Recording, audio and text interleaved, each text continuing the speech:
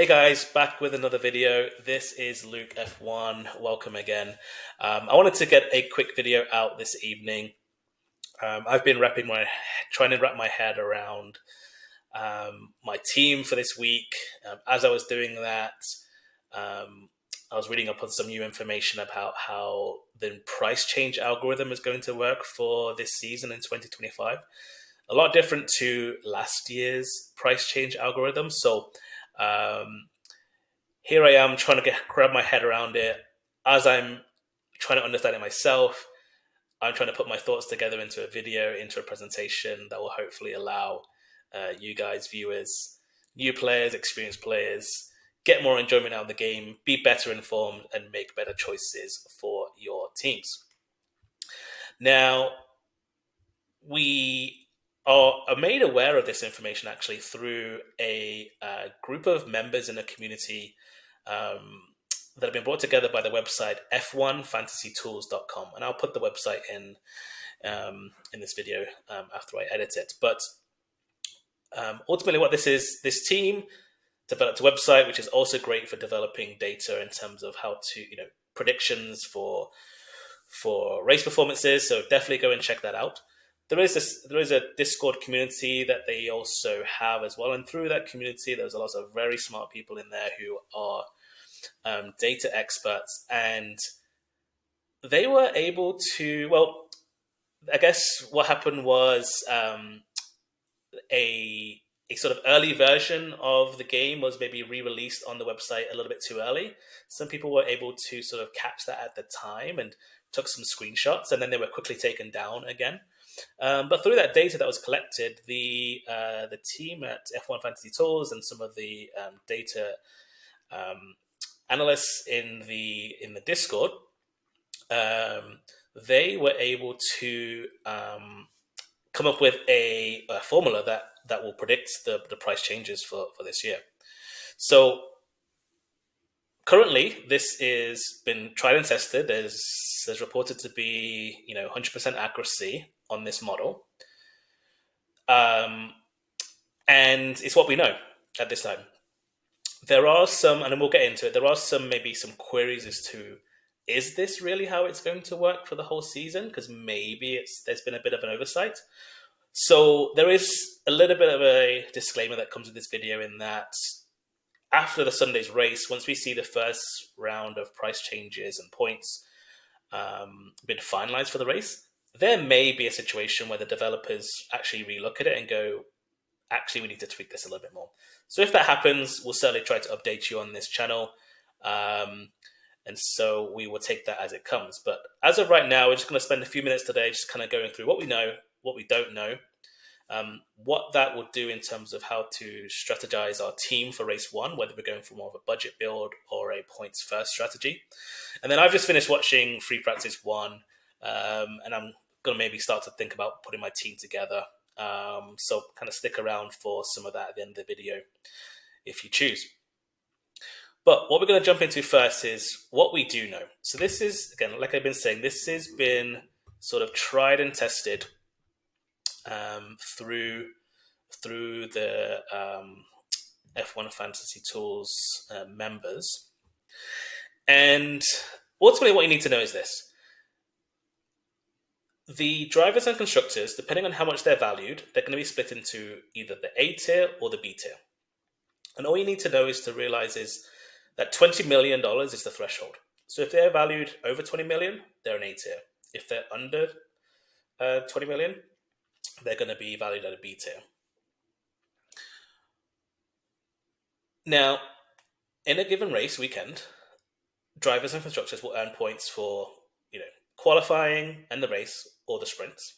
And then within that, obviously, how they finish, how many overtakes, places gained, places lost, pit stops, that sort of thing. All of the rules we covered in the first video.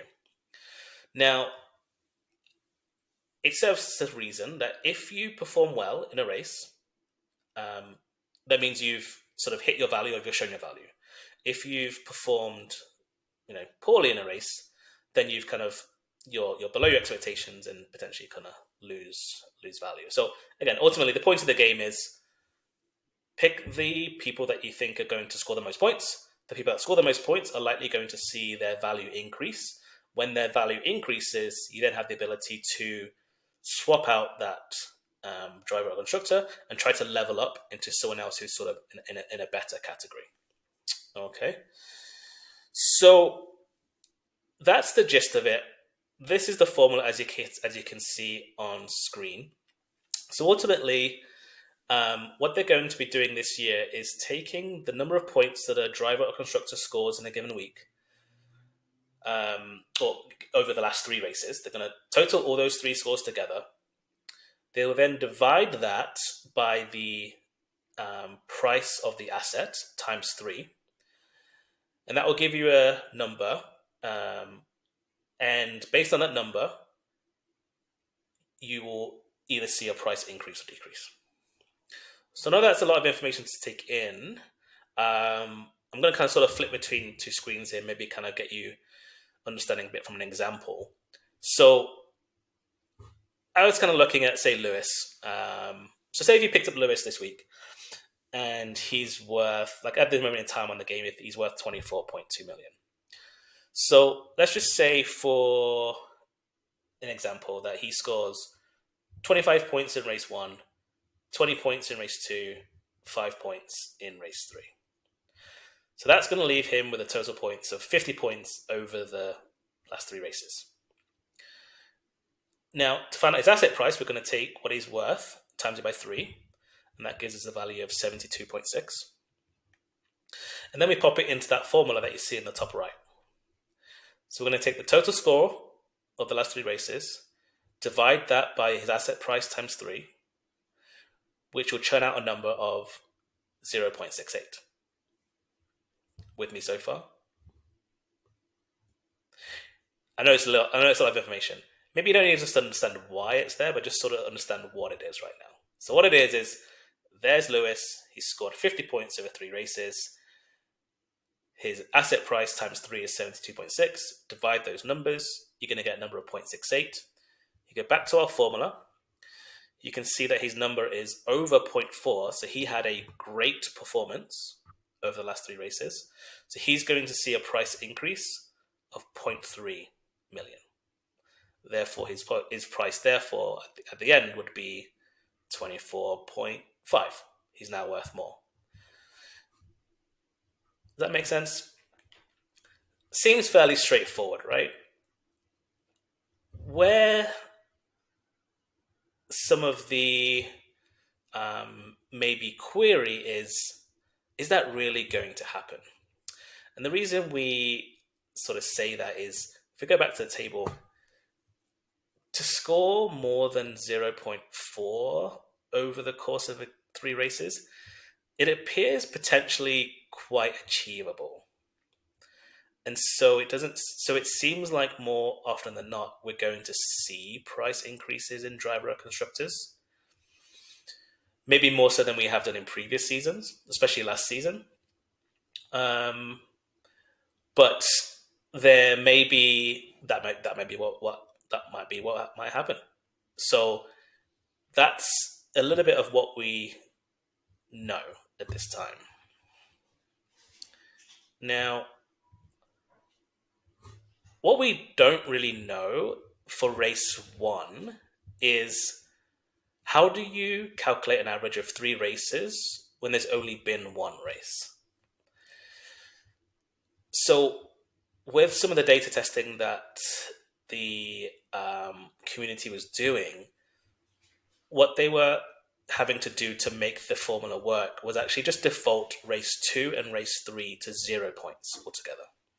Which means that if you think about it, if he's if we go back to the example here, where we say that race 2 and race 3 are worth 0 points, so actually we go 25 points in race 1 plus 0 points for race 2 plus 0 points for race 3. He ends up with 25 total points. If you divide that by that asset price times 3, that's going to churn out a number of 0.34. So if we go back to our example here, if he's at 0.34, he's still going to see a price increase of 0.1 million.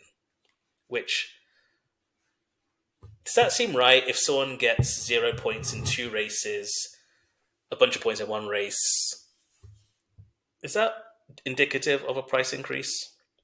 We're not so sure. But that's how they have gotten the formula to work, is by applying that 0 points figure to race 2 and race 3. And so what we don't know is actually, will the developers actually adjust that formula after the Australia race? And we don't know that at this time.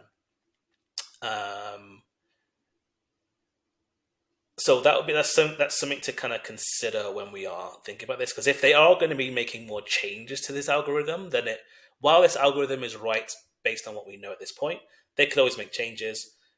Then there will be a whole new algorithm that we'll have to sort of review and re-educate ourselves again and try to understand. And so I just kind of wanted to point that out, is that while this data has been tested 100%, it might not be accurate in terms of how the developers wanted to see the game. And so stay tuned, I suppose, for after Australia. Once we see those first round of points and price increases updated on our teams, then we'll have a little bit more information. The other thing that we don't know is,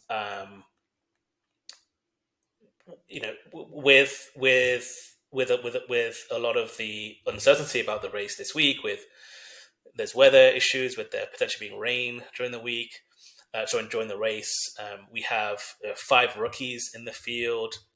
There is a sense of like, do we really know exactly where teams are performing at this moment in time? And so, while we might look at this formula and think, well, actually, it might actually be quite easy for a lot of these targets to be hit, and if the benefit, if what we're trying to achieve really is to find a balance between building budget and price increases, that perhaps because you're going to get more, because you're going to see a higher increase at our B tier levels, that does it give us pause to say, should B tier assets be more valued at this given time? So that's kind of what we're thinking as we start to think about our teams for Australia and what is our strategy. So, we may be thinking for race 1, the B tier assets, those under 20 million, may have an advantage over gaining value over A tier. But due to the points for pit stops this year, there may be an advantage that constructors have over gaining value over the drivers.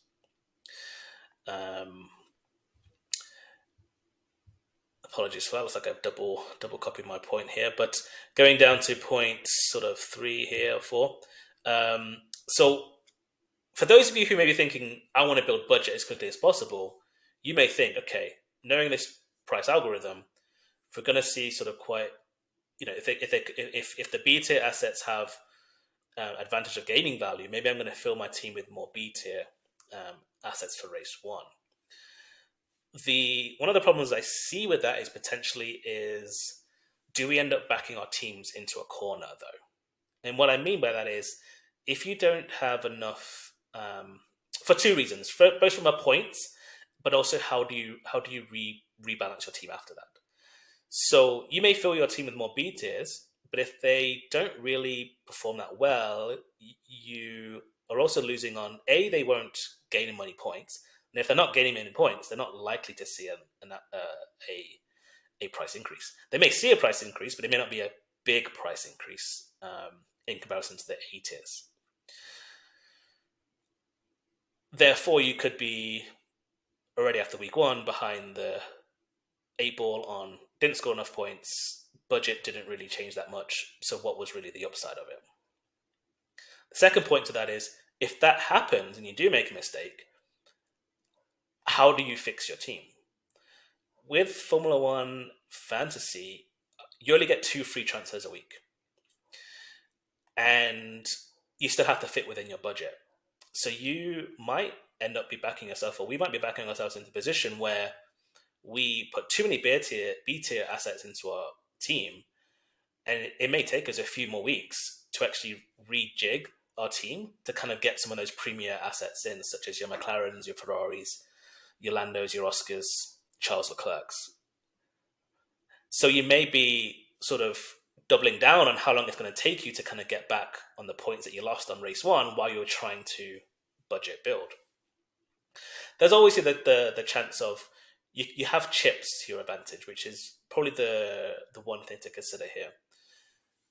Race two being in China is also a sprint weekend, and sprint weekends have been known to, there are more points available because there's not only the qualifying and the race that you have that you would have on a race weekend, you also have the sprint race, which gives you points as well, both for drivers and constructors. So there's a lot more points available. Last year in China, the move to make was to use the limitless chip. The limitless chip is a chip that you can use where budget goes out the window and you just pick the 5 best drivers you want and the 2 best constructors you want. So last year in China, it was I believe it was Red Bull and Ferrari that were just super dominant at that point. McLaren and Mercedes hadn't really figured out their stuff at that point. And so the best teams out there went with Red Bull and Ferrari as their constructors, a combination of Max, I want to say Max, Sergio, both Ferrari drivers, and I think maybe one of the McLarens. I forget exactly how the makeup was, but I definitely remember being Red Bull in constructors and Ferrari. And the teams that played that was actually a great race to use the limitless, because those 5 drivers that you picked, like the 2 from each team plus the extra, they were the top 5. So you got the maximum pretty much points for that race. I think it was like the week was worth like 460 points. It was crazy. But it made a huge difference to the teams that played it so early on. So if you do play a limitless chip earlier on, you're kind of hoping that there's just like 2 strong teams. You pick both their constructors, probably pick both their drivers, and then you pick the best of the rest from anything else. So you could do that in week 2 if you go with the B tier build in week 1. But in race 3, once that limitless chip's gone, you go back to the team that you had in race 1. So what do you do at that point? Well, you can either keep your team as it is and then go through your sort of weekly transfers, 2 times transfers as you might do to get through. Or you may then decide to use your wildcard chip, which is a chip you can use that you can make as many changes as you want in a given week without taking any penalties.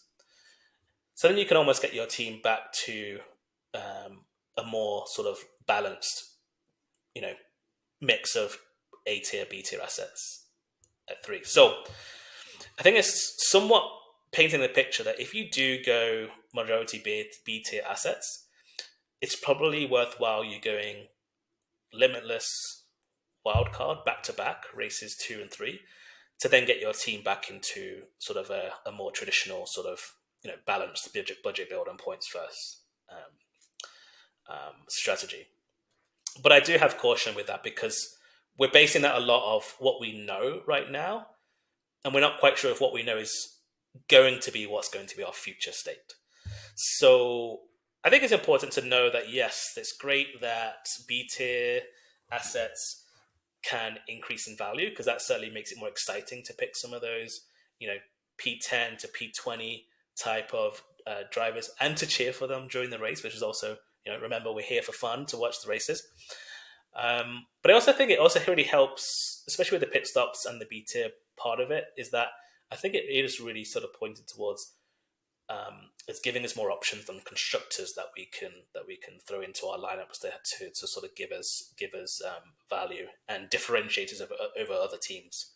There were certainly times last year where perhaps it felt like you had to have the constructors premium just to sort of be competitive. If you didn't have your 2 premium constructors, you were just giving away points every week. So I do think there is something to be said, and I do think there's some value in that we may be seeing some more combination of teams that are still competitive, and it's not just the same teams that are sort of always being at the top each week. Because then how do you catch up if you're already behind? So that's certainly some of my thoughts there. Now, into reactions after free practice one. Um, so I know some of you in the European market maybe like middle of the morning while free practice one was going on. I'm here in Alberta, Canada, so free practice started about 7:30 in the evening here. So um, I just kind of took a look at sort of what happened today. Now, before I kind of get into the standings there, I do believe so. I believe the report was that Ollie Behrman he crashed at one point in the um, in the Haas, and so that kind of brought out red flags, and it sort of just disrupted the session itself, and so not everyone really got full use of the session, especially those that were on the soft tire runs. Um, Lewis didn't really get didn't show his full hand. Um, Verstappen, Antonelli, they didn't really have a chance to sort of push hard on their flying lap. Liam Lawson also clipped a wall and went through the gravel, damaged his floor. So his time isn't necessarily reflective of where he is truly. But if we do look at the leaderboard for free practice one, what do we find? So we have Lando leading the field at the top.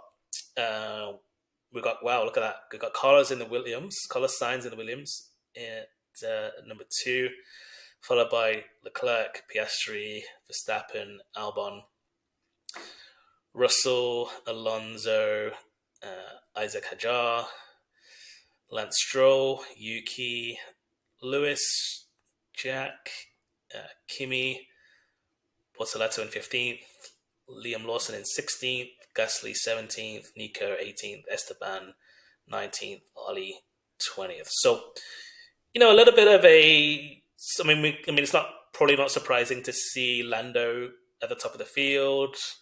Um, not surprised to see Charles in the top three.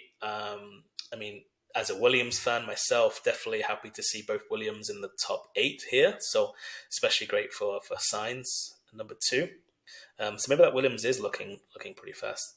Interesting enough, Carlos actually only used the medium tire as well. So is there more speed to be gained from that? Yeah, it's not really. It's giving us a little bit of a picture. Is it telling us a lot? We don't know. But free practice 2 and 3 is still to come. We'll get some more information out of that. So, all right. So looking ahead then to my team banner, based on what we know from the free practice results from FP1, as well as understanding some of our understanding of the assets so far. I think I'm still leaning towards sort of a balanced approach with, kind of getting a couple of my of A tier assets in there, because I really don't want to lose out too much on points, especially if McLaren's looking really strong this weekend, as they have shown so far. That I think it's wise to get a piece of McLaren in there. So yeah, it's really just about picking the best of the rest here. So I've kind of gone for Williams as my second constructor for now. They're looking strong so far in FP1, so they're looking like they would be a good bet, both for points, because they are kind of rounding out that top 10 quite nicely. Also being a B tier asset, so they have the possibility of increasing a lot in budget. So it does maybe make sense to get Williams in there at this time. And then kind of going to my premium driver, I do like the idea of Oscar. I would consider Lando. I do think that both McLarens have a chance to win. Oscar's just a little bit cheaper, quite a bit cheaper, 7 million cheaper, which is almost 6 million cheaper, which is almost the price of Bortoletto on its own. So, Oscar has that benefit of he's Australian. Perhaps McLaren might favour Oscar if he's looking particularly fast. at his home race, get him an early win. McLaren have always been quite proud of saying they have two number one drivers. So while they looked to support Lando quite strongly towards the end of the season last year, once it was clear that Lando had the better opportunity to win the World Championship over Oscar, they certainly favoured Lando. But you never know, that might continue into the season. But I think Oscar in Australia just a bit of a wild card there, so I might consider him. And then outside of that, it's just really kind of picking who you think. I've kind of gone for more of a veteran presence with no rookies in my lineup at this moment in time. Hearing about Behrman's crash today is kind of maybe giving me pause to look at whether he should make it into the lineup. A lot of these drivers, Ocon, Hulk, Alonso, Yuki, all have experience. So I'm going to probably keep chopping and changing, see how the rest of free practice goes, see if we hear anything more, watch out for any more crashes that may hinder performance. But yeah, that's kind of like forming some of my early thoughts as we go through. So I'm going to leave it there for today. I will be sort of following FP2, FP3, posting a video before qualifying, let you know my final thoughts as I head into race 1. Otherwise, thanks again for watching. Like and subscribe. Post any comments or questions that you have down below, and we'll catch you in the next one.